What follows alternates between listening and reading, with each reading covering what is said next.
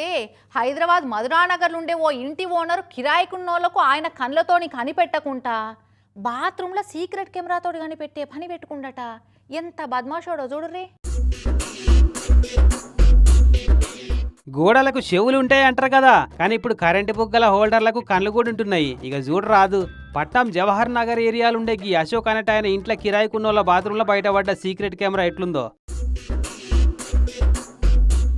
ఇల్లు కిరాయి తీసుకొని ఉంటున్నారట ఇద్దరు ఆల్మొగలు. అయితే మొన్న 13 తారీఖు నాడు బల్బుకున్న స్క్రూ ఊసిపోయి కింద పడ్డదట. ఆ స్క్రూను మళ్ళీ ఫిట్ చేయబోయినట కిరాయికున్న ఆయన.